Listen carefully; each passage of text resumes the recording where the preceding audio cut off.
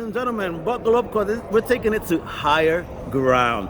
Coming at you live from New York Comic Con 2025, I got a man who's blending melody and meaning, humor with heart. The incredible Peter Galperin. I mean, this dude is not only rocking the music world, but he's also writing his way through stories that'll make you laugh, think, and maybe even dance in your seat. So from sharp songwriting to his killer new book series, all right, and the hilarious, heartfelt, Higher Ground, the musical. That's right, look at those babies right there. Peter's bringing good vibes and clever rhymes to every line. So get ready, y'all, because we're going to be talking music, mayhem, and that magical moment where art meets activism. So let's climb up to that higher ground with Peter Galperin. Where, Papi, homie, how you doing? This guy just got me through massive security to get here. Listen. PG had people scared, so PG, we gotta call you rated R from now on. Yeah, gotta change it. We're in lockdown mode. Peter, my man, Higher Ground. Yeah. Sounds like a musical for the soul and the funny bone. So what was the spark that got this wild idea started for those that are not in the know? And same on you if you're not. Well, as you know, it's about the future, 100 years in the future, and the effects of climate change and global warming.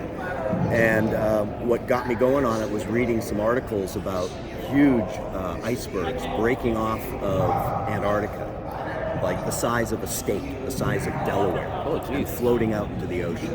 And I did some research and found that if all the polar ice melted, sea levels would rise 250 feet. What? Yeah, so right where we are here, underwater. I can't swim. Yeah. I'll take him with me. So my premise was that it's 100 years in the future, maybe a third of the of the polar ice has melted, and so sea levels have risen 100 feet.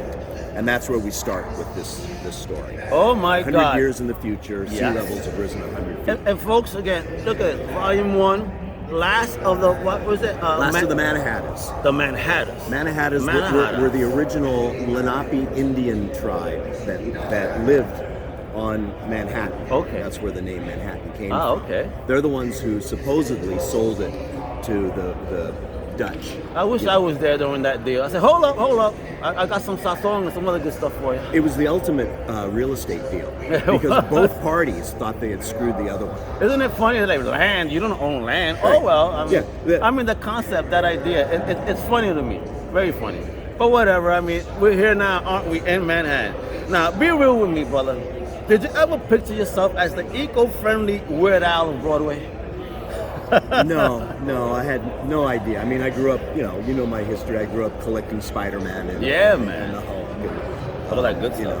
All the good stuff from the 60s and early 70s. Remember the story? I did my own Dewey Decimal System. Yeah, I my marked man's them all crazy. up with the magic marker. I know that was hard for you to take. Bro, my man is crazy. Well, yeah, please, I know. Hey, look, but at least now he knows their value and he's taking care of it because he has this beautiful volume. Listen, the story's getting bigger. And now, oh my God, yo, I didn't even see the inside. Whoa, crazy. So what happens in Volume 1 is this small group of people have congregated in the highest ground in Manhattan, which is Hamilton Heights, uptown, right by the George Washington Bridge. And this is all on the eve of a superstorm that's going to hit that afternoon.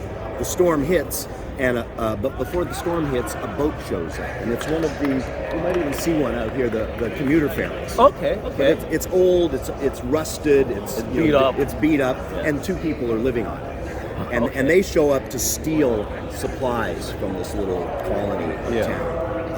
And in the end, the colony has to decide whether they're going to leave with these people because the storm's hitting, or stay there and try to survive the storm. That's the end. That's the cliffhanger at the end of now, Volume 2. This new baby, right? Volume 2. How many issues are we going to be digging into this one? Well, after this, there's going to be two more. Two more. So it's going to be a total of 4 volumes? Yes, plus possibly a prequel and a sequel. Oh, and with bookends. My man Pete. He on fire, baby. He not playing, bro. Well, I figure I'm gonna run the clock out on this project. Oh, why not? But I mean, keep doing it. Keep working. It's a beautiful looking book. Now, talk about this new team, because apparently with Volume 2 you have some new artistic people involved. Talk to me. So on Volume 1 we had Patrick Barrett was our illustrator, and he's out in L.A., and DC Alonso was our colorist, and he's in Spain.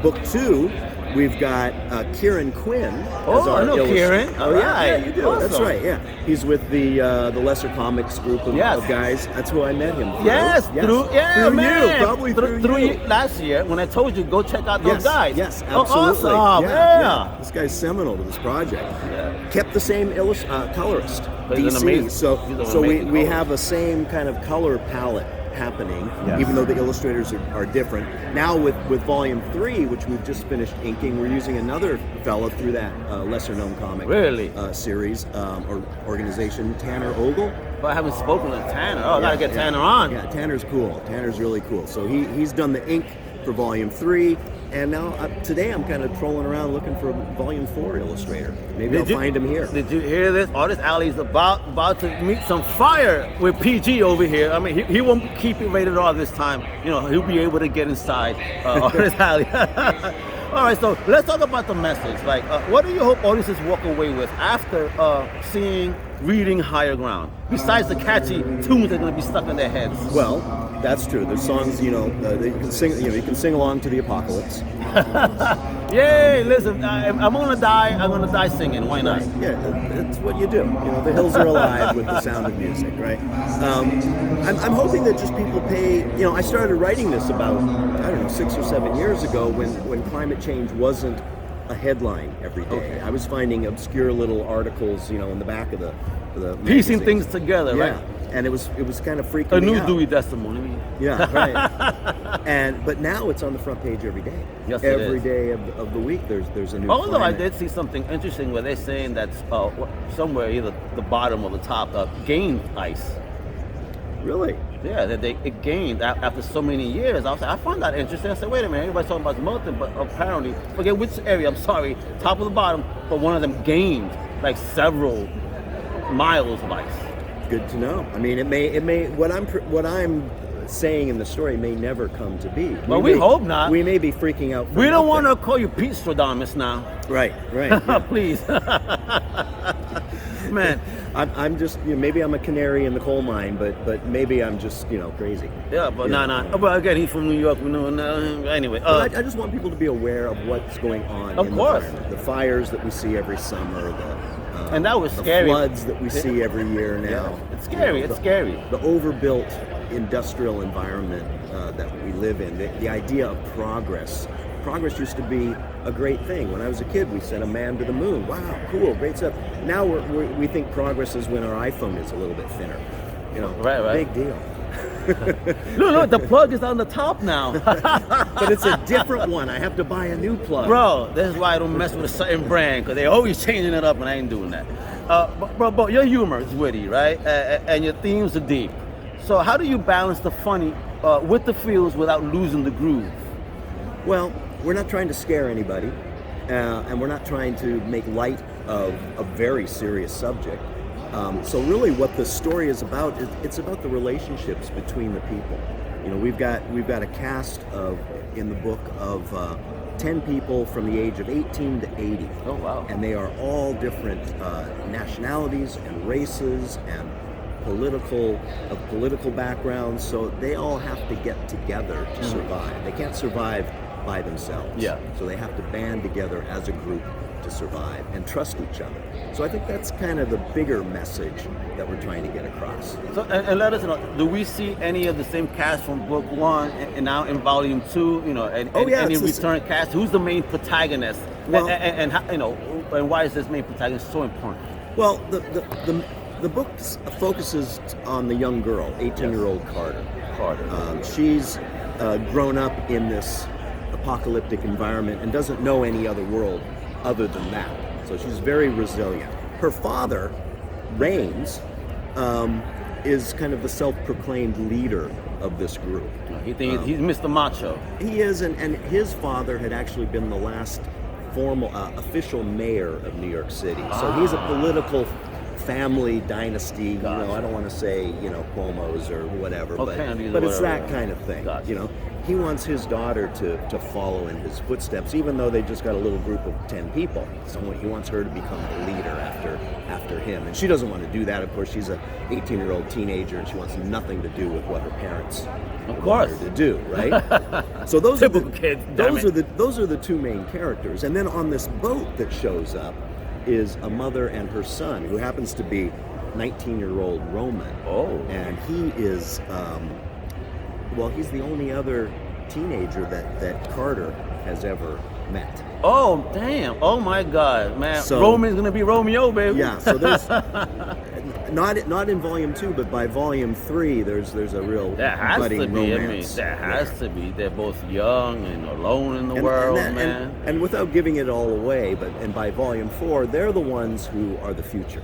Oh, man. So they have a chance for a new life in the future, whereas the older people realize, they're gone. It might be curtains. Just for stop us. it. Goodbye. Yeah. Good. Now, over here, I see it includes QR code links to original songs performed by Broadway stars. Talk to me a little bit about that. Well, every time you come to a song in the book, like right here, here's a song called "Just Passing Through." Oh, so you scan it and read through? Scan it. And the lyrics are here, and you can listen to it and sing along with it if you want. Oh, word, cool. And I'll show you on the back here. These are our singers, right here. Right there, yep. We got Emily Bautista. Emily Bautista, who was in Miss Saigon. Oh, wow. Kennedy Coghill, who is in the touring version of Hell's Kitchen right now. What? Let's see. Chibuise Iomo. Okay. Young fella just graduated from NYU drama school and is in the touring group of Hamilton. What? So these just graduated too? Yeah. Oh yeah. These awesome. are some serious.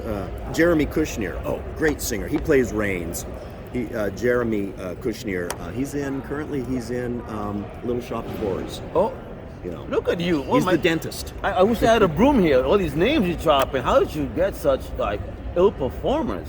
Well, I had a show before off Broadway, Bulldozer, about Robert Moses, and so I have a group of management people and theatrical industry insiders who basically brought us these people. My manager here, Aaron Grant, has a production company. Oh, nice! Shout out Aaron. Yes, Aaron. And so he connects me with all these people. I say, I need a young Latino male. Yeah. And he finds, because we're not looking for typical musical theater singers. We want this diversity. We want to cast the singers to match the actual person in the book. Dope. So we're not going to use, we have an Asian priest, Lucas, in the book. We found an Asian singer for it. We're not going to pawn it off on we're not going to do a Sean Connery with eyeshadow. Asian. Oh my gosh, yes. I know what you're talking we want about. everybody to be authentic, and we want that diversity in our cast. Excellent. In fact, if I could find a African American or Latino illustrator for Volume 4, I'd be very happy. Oh, excellent. I would love that.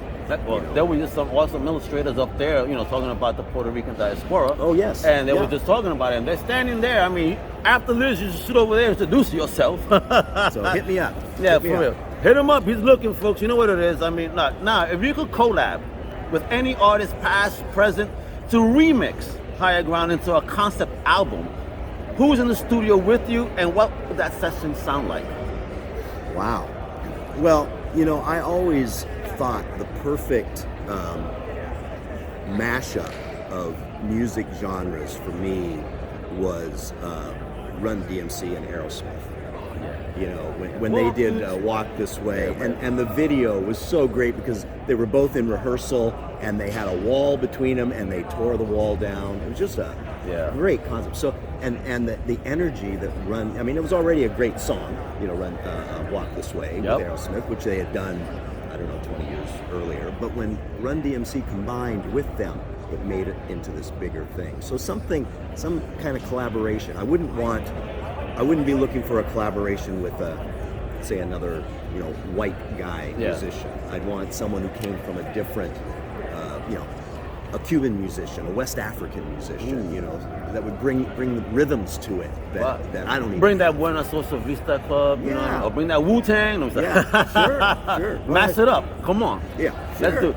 Man, PG, bro, you're the man, brother. I love it. You keep going, you keep pushing, and you keep building. And that's what's important in comics. So give it up, mi gente, to the lyrical legend himself, Peter Galperin. This man is taking real-world issues and turning them into musical moments that make you laugh, think, and feel, baby. So make sure you check out this book right here. Right, look at this baby right here. Higher Ground, all right, the musical at the highergroundthemusical.com. To stream the music, read the book, support the movement, baby. Peter, you're proof that creativity can in fact change the world. One verse, one laugh, and one chord at a time. So from Comic Crusaders to you, keep climbing that ladder, my brother, because from the view from the higher ground is looking mighty fine. WEPA!